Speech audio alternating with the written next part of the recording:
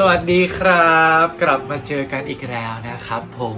วันนี้นะครับฟุกตั้งใจจะมาทำคลิปเกี่ยวกับ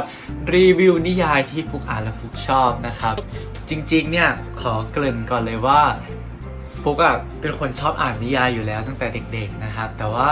เมื่อก่อนเนี่ยด้วยความที่อยู่ต่างจังหวัดเนี่ยอาจจะเข้าร้านหนังสือหรือว่าจะหาหนังสือหนึ่งเล่มเนี่ยมันค่อนข้างที่จะยากนิดนึงพอโตขึ้นมานิดนึงเนี่ยมีโอกาสได้กลับเข้ามาอ่านนิยายอีกรอบเนี่ยก็รู้สึกว่ามันยังเป็นสิ่งที่เราชอบอยู่ดีวันนี้ก็เลยอยากจะมาแชร์นะครับนิยายที่ตัวเองอ่านแล้วก็รู้สึกว่าอยากจะแนะนำให้ทุกคนได้อ่านเหมือนกันนะครับก็เห็นหลายคนเนี่ยเข้ามาถามกันเหมือนกันว่าฟุกชอบอ่านนิยายแนวไหนแล้วก็ชอบเรื่องไหนบ้างนะครับวันนี้ฟุกก็เลือกมาแล้วไปดูกันดีกว่าว่า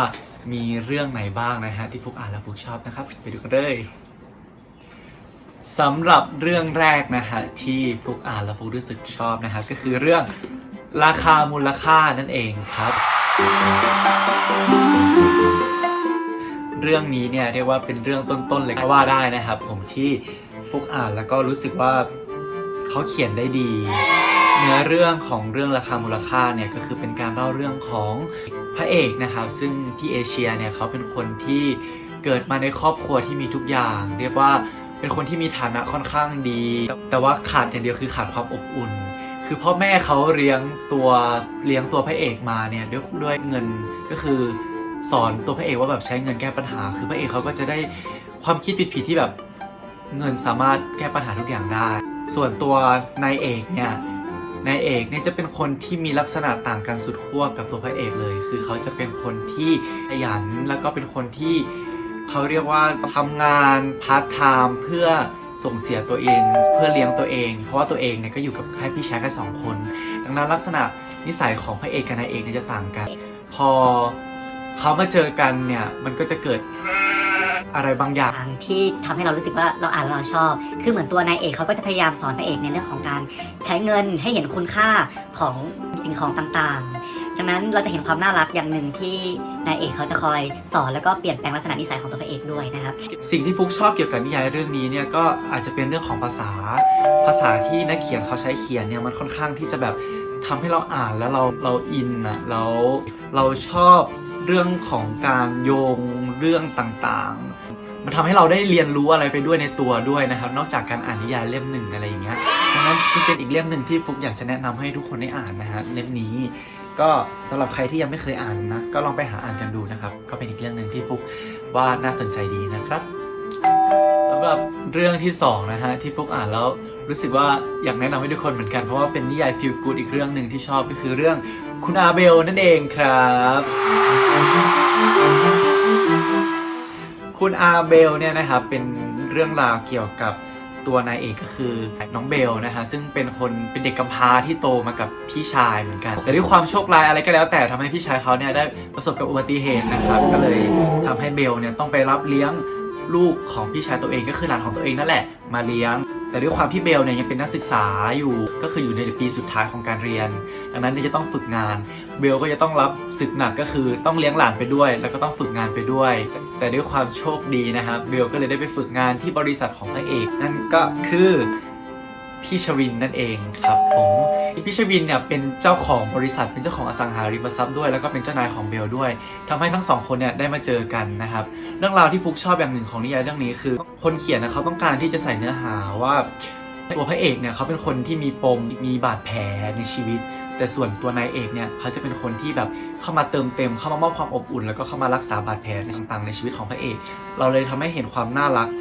ของตัวละครอีกอย่างหนึ่งที่ฟุกชอบก็คือเรื่องของน้องพระพายซึ่งเป็นหลานของนายเอกเข้ามาด้วยซึ่งตัวหลานนี่ก็เป็นตัวแปรสำคัญของเรื่องนี้เหมือนกันดังนั้นเราก็จะได้เห็นความน่ารักของผู้ชาย2 คนที่ช่วยกันเลี้ยงดูหลาน1 คนมันก็จะเป็นอะไรที่น่ารักแล้วก็ทำให้เรายิ้มทำให้เราได้เห็นมุมมองอะไรอีกแบบหนึ่งจากผ่านตัวละครผ่านตัวหนังสือเหมือนกันนะครับสำหรับใครที่กำลังมองหานิยายฟีลกู๊ดก็แนะนำเรื่องนี้อีกเรื่องหนึ่งครับผมคุณอาเบลสำหรับเรื่องที่3นะฮะที่จะมาแนะนำก็คือเรื่องร้ายเดียงสานั่นเองครับแท้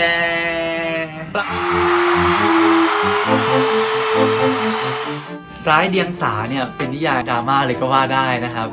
สิ่งที่ฟุกชอบนิยายเรื่องนี้เนี่ยก็เพราะว่าความดราม่าเนี่ยแหละครับผม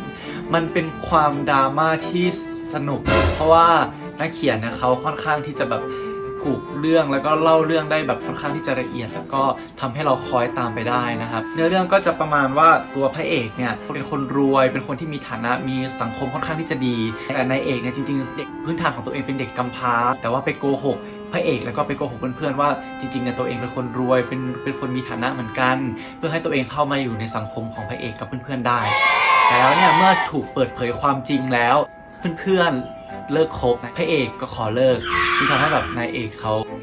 จากจุดที่ตัวเองอยู่จุดสูงสุดก็เลยแบบตกลงมาอยู่ในจุดที่ต่ำสุดทำให้เขาต้องแบบโดนกลั่นแกล้งโดนบูลลี่อะไรต่างๆเนี่ยครับทำให้เขาต้องกลายเป็นคนที่เป็นโรคหลายบุคลิกอันนี้ก็คือเป็นจุดเด่นของเรื่องนี้จะทำให้เห็นเรื่องราวอะไรต่างๆที่มันค่อนข้างที่จะหนักหน่วงพอสมควรนะฮะสำหรับใครที่เป็นแฟนดราม่าชอบอ่านอะไรที่มันดูหนักหน่วงหน่อยก็แนะนำเรื่องนี้นะฮะเรื่องไร้เดียงสาสำหรับเรื่องที่4นะครับผมเรื่องนี้เป็นอีกเรื่องหนึ่งในดวงใจของฟุกแต่ว่าจริงๆมีนิยายนะฮะแต่ว่านิยายให้เพื่อนยืมไปอ่านก็เลยจะมาพูดถึงแต่ไม่มีนิยายนะฮะก็นิยายเรื่องนี้มีชื่อเรื่องว่ากี่หมื่นฟ้านั่นเองครับผม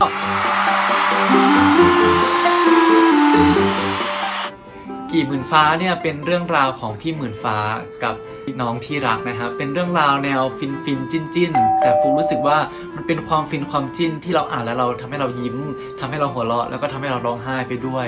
ดังนั้นฟุกรู้สึกว่าเรื่องนี้เป็นอะไรที่แบบครบรสมากๆสำหรับใครที่สนใจอยากอ่านแนวแบบ feel good ก็ลองไปหาเรื่องนี้ดูนะครับพระเอกก็จะเป็นแนวเขาเรียกว่าอะไรอะแนวสายเปย์พระเอกสายเปย์คือน้องที่รักก็จะเป็นคนที่แบบ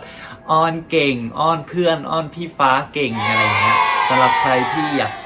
อ่านนะฮะก็ลองไปหาอ่านดูเรื่องกี่หมื่นฟ้ารับรองมันผิดหวังแน่นอนครับสำหรับเรื่องที่5นะครับที่อยากจะมาแนะนำนะครับเรื่องนี้เป็นนิยายต่างประเทศนะฮะคือจริงๆเนี่ยฟุกอ่านทั้งนิยายไทยแล้วก็นิยายต่างประเทศด้วยอย่างนิยายเรื่องนี้เนี่ยก็เป็นนิยายอีกเรื่องหนึ่งในดวงใจเลยก็ว่าได้แล้วก็อยากแนะนำให้ทุกคนได้ลองไปหาอ่านกันดูเรื่องนี้มีชื่อเรื่องว่า The Song of Achilles นะครับ The Song of Achilles เนี่ยเป็นการเล่าเรื่องผ่านตำนานของกรีกนะครับผมสำหรับใครที่เคยเรียนมาหรือว่าเคยอ่านมาบ้างก็จะรู้ว่าตำนานนี้มันเป็นยังไงเรื่องนี้เนี่ยก็จะเล่าเรื่องผ่านตัวละครของอะคิลิสกับพาโทคัสซึ่งทั้งสองคนเนี่ยก็คือเป็นเพื่อนกันแล้วก็ค่อยๆสานสัมพันธ์เขาเรียกว่าค่อยๆผูกพันกันเพราะว่าเขาอยู่ด้วยกันมาตั้งแต่เด็กจนพอเขาโตมามันก็ต้องมีเหตุการณ์หนึ่งที่ทำให้เขาทั้งสองต้องไปออกรบครั้งนี้ก็คือมันเป็นสงครามระหว่างกรีกกับเมืองทรอยนะครับก็อย่างหนึ่งที่ฟุกชอบสำหรับนิยายเรื่องนี้คือการเขาเล่าเรื่องผ่านตำนานของตัวกรีกตรงนี้เขาไม่ได้เปลี่ยนแปลงตำนานอะไรแต่ว่าเหมือนเขาพยายามที่จะเล่าเรื่องผ่านช่วงระยะเวลาตั้งแต่เด็กจนถึงจุดจบของตัวละครเขาก็จะพยายามแบบเล่าเรื่องผ่านตัวละครที่เราอาจจะไม่ได้เคยอ่านที่ไหนอาจจะไม่เคยได้ยินมาจากที่ไหนก็เป็นอีกเรื่องหนึ่งที่อ่านแล้วเรารู้สึกคล้อยตามแล้วก็ทำให้เราอินอีกอย่างหนึ่งที่ชอบสำหรับนิยายเรื่องนี้คือเรื่องภาษาเขาค่อนข้างอธิบายไว้ได้ดีทำให้เราเหมือนกับอยู่ในเหตุการณ์นั้นๆได้สำหรับใครที่สนใจนะครับก็ลองไปหาเรื่องนี้ดูรับรองไม่ผิดหวังแน่นอนอีกเรื่องหนึ่งที่อยากแนะนำนะครับ The Song of Achilles สำหรับนิยายเรื่องที่6นะครับผมที่ฟุกอ่านจริงๆเรื่องนี้เนี่ยฟุกยังอ่านไม่จบแต่ว่าอยากจะมาแนะนำเหมือนกันเพราะเรารู้สึกว่าเราอ่านไปประมาณครึ่งเรื่องแล้วแหละแต่ว่าเรารู้สึกว่ามันสนุกแล้วก็ชอบด้วยนะฮะเรื่องนี้มีชื่อเรื่องว่า Carry On นะครับ Carry On เป็นนิยายต่างประเทศเหมือนกันเป็นอีกเรื่องหนึ่งแต่ว่านิยายเรื่องนี้เนี่ยจะเป็นแนวแฟนตาซีก็คืออยู่ในโลกของเวทมนต์นั่นเองพระเอกกับนายเอกเนี่ยเขาจะเป็นรูมเมทกันพระเอกเนี่ยเขาจะเป็นกึ่งพ่อมดกึ่งแวมไพร์ส่วนตัวนายเอกเนี่ยเขาจะเป็นพ่อมดที่เขาเรียกว่าเป็นพ่อมดที่ถูกเลือกเพราะว่าเขาจะมีพลังงานเวทมนต์ที่มากกว่าพ่อมดคนอื่นๆแต่ว่าเป็นพ่อมดที่ไม่สามารถควบคุมพลังของตัวเองได้พระเอกเขาก็เลยจะแบบคอมเมนต์นายเอกว่าแบบเป็นพ่อมดที่ห่วยที่สุดเรื่องราวของตัวเรื่องของ Carry On เนี่ยเราจะเห็นความน่ารักของตัวละครที่แบบเขาเป็นรูมเมทกันแต่เขาเป็นคู่อริกันเขาไม่ถูกกันแต่ว่าเขามีเหตุการณ์อะไรบางอย่างที่ทำให้เขาต้องมาร่วมมือกันดังนั้นเราจะเห็นความน่ารักของตัวละครในการ ที่เขาต้องช่วยเหลือกันต้องมาร่วมมือกันอะไรแบบเนี้ยมันก็จะมีฉากแบบฟินๆจิ้นๆให้เราได้อ่านแล้วเรายิ้มแล้วก็หัวเราะไปในตัวด้วยนะครับสำหรับใครสนใจก็ลองไปหาอ่านดูสำหรับนิยายเรื่องนี้ฟุกว่ามันอ่านง่ายเพราะว่าภาษาเขาค่อนข้างที่จะเขียนแล้วแบบไม่ได้ซับซ้อนอะไรมากนะครับก็ลองไปหาอ่านกันดูนะครับเรื่อง Carry On สำหรับเรื่องสุดท้ายนะฮะที่จะมาแนะนำวันนี้ก็คือเรื่องชาดาด้ายแดงนั่นเองครับผมด้ายแดงเนี่ยเรียกว่าเป็นนิยายที่ทำให้ฟุกกลับมาอ่านนิยายหลายๆเล่มเป็นจุดเริ่มต้นอีกครั้งหนึ่งก็ว่าได้เพราะว่าก่อนไปแคสเนี่ยฟุกก็มีโอกาสได้มาเปิดอ่านนิยายเรื่องด้ายแดงเลยทำให้เรารู้สึกว่าเราชอบแล้วก็หลงใหลในนิยายตรงนี้ก็เป็นนิยายอีกหนึ่งเรื่องที่สนุกมากๆเลยนะครับเพราะว่าฟุกชอบเรื่องของการเล่าเรื่องที่มันค่อนข้างที่จะแปลกใหม่แล้วเราไม่เคยอ่านจากที่ไหนมาก่อนคือเรื่องของการกลับชาติมาเกิดแล้วปมอะไรหลายๆอย่างในเรื่องเนี่ยมันทำให้เราอ่านแล้วเรา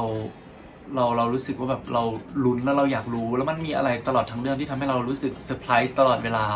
ดังนั้นเรื่องนี้เนี่ยก็เป็นอีกเรื่องหนึ่งสำหรับที่ใครยังไม่เคยอ่านแต่ฟุกก็เชื่อว่าหลายคนในที่นี้อาจจะเคยอ่านกันมาบ้างแล้วนะสำหรับใครที่ไม่เคยอ่านก็ลองไปหาอ่านกันดูนะครับยังไงก็ฝากด้ายแดงไว้ในอ้อมอกอ้อมใจของทุกคนด้วยนะครับและนี่ก็คือทั้ง7เรื่องนะฮะที่ฟุกเอามาแนะนำแล้วก็เอามาให้ทุกคนได้ดูว่าเป็นนิยายที่ฟุกอ่านแล้วฟุกรู้สึกชอบจริงๆก็มีนิยายอีกจำนวนหนึ่งที่ฟุกก็ชอบเหมือนกันนะครับแต่ว่าด้วยเวลาที่จำกัดนะฮะเดี๋ยวไว้มีโอกาสครั้งหน้าหรือคลิปหน้าฟุกจะได้นำนิยายเรื่องอื่นมาแนะนำให้ทุกคนได้รู้จักนะครับผมก็หวังว่าทุกคนจะได้เห็นนะครับว่าฟุกอ่านนิยายแนวไหนคือจริงๆเนี่ยฟุกก็เป็นคนที่อ่านได้หลายแนวแล้วก็ชอบเรื่องราวที่มันดูค่อนข้างที่จะแบบมีสตอรี่บางทีก็ชอบอ่านแนวฟีลกู๊ดบางทีก็ชอบอ่านแนวดราม่ามันก็ขึ้นอยู่กับว่าแบบเราจะหยิบเรื่องไหนมาอ่านนิยายแต่ละเรื่องก็มีเสน่ห์ที่แตกต่างกันไปนะครับผมช่วงนี้ก็มีงานสัปดาห์หนังสือออนไลน์อยู่นะครับผมสำหรับใครที่สนใจอยากสั่งซื้อหนังสือนะครับก็ไปดูกันได้นะครับผมยังไงก็ขอบคุณทุกคนมากๆนะครับที่ติดตามเดี๋ยวไว้คลิปหน้าจะเป็นคลิปอะไรแล้วฟุกจะมาทำอะไรจะมาพูดคุยเกี่ยวกับอะไรก็ฝากติดตามด้วยนะครับและที่สำคัญนะครับอย่าลืมกด Subscribe กดไลค์กดแชร์แล้วก็ฝากกดกระดิ่งให้ผมด้วยนะครับผมและยังไงเดี๋ยวไว้เจอกันคลิปหน้านะครับบ๊ายบาย